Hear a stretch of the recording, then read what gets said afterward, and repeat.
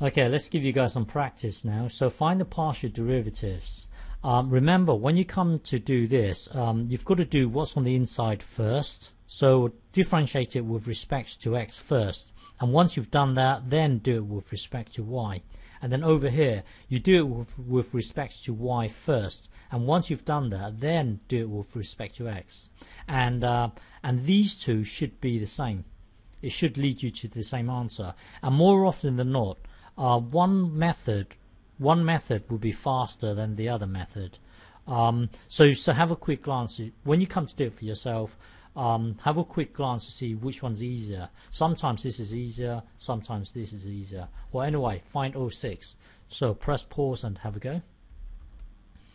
Okay, so let's find fx first. So fx would be, if you look at this, here you've got one block dividing by another block. We're differentiating it with respect to x.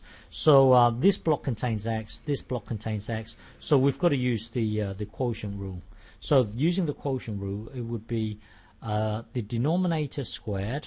So the denominator squared will give you this, and then the v stays the same, and then the v stays the same. So that this thing here stays the same, and then you multiply with the derivative of the numerator. So when you come to differentiate this, it would be y over x. So that will then give you this, and then you've got your minus. Differentiate the v. So differentiate the denominator. That would be 1. That would be 1, and then leave the u alone. So leave the numerator alone. That would then be this. So that will then take us to here. If you tidy this up, it would just become y. So so this is f of x, fx. And then now differentiate it again with respect to x. So we've done with respect to x. Now let's do it again with respect to x. So now now you've got one block dividing by another block. We're differentiating it again with respect to x. So this block here contains x, so the whole block itself is a variable. This block here also contains x, so again we've got to use the quotient rule, because we've got, in a way, one variable dividing by another variable containing x. So let's use the quotient rule. So so square the denominator. That will then give you this. The v stays the same. So so the v stays the same. Differentiate the numerator. So looking at the numerator, when you differentiate the numerator, it will become, remember y is a constant. We are doing it with respect to x again. So x occurs here. So when you come to differentiate the numerator, it will just become negative y. So when you differentiate the hang on, let me think. Let me think. Hang on. Oh, when you differentiate this, it becomes negative y over x, because natural log of x. So now put this into here. That will then give you this, and then you've got your minus, and then differentiate the denominator. So that would be let me think. Leave the u alone.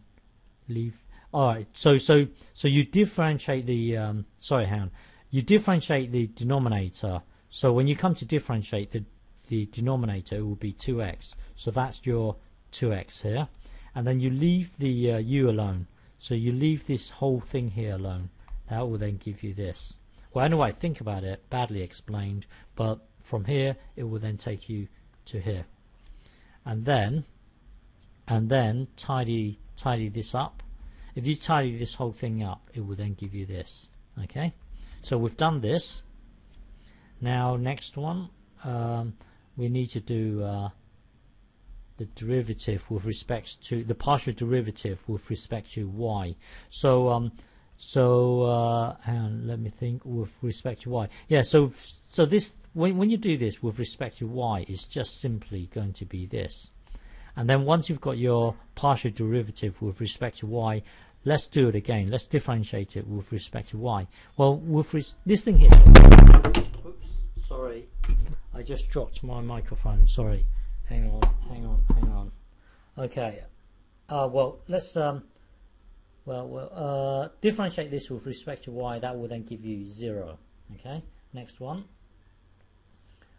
Remember that that this thing should be the same as this thing. So no matter which route you take, it will lead you to the same answer. It should lead you to the same answer. So differentiate this with respect to x. We've done this earlier.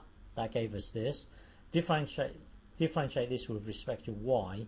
It gave us this. So we've done this earlier. So we've done this earlier, and we've done this earlier.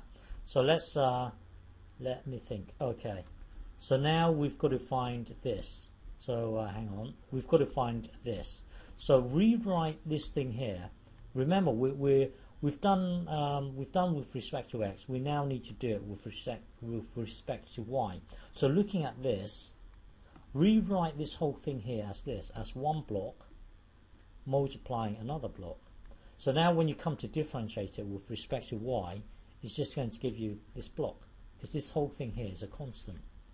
So now going back to here, earlier we've worked out that the partial derivative with respect to y is given by this, but now we need to differentiate it with respect to x.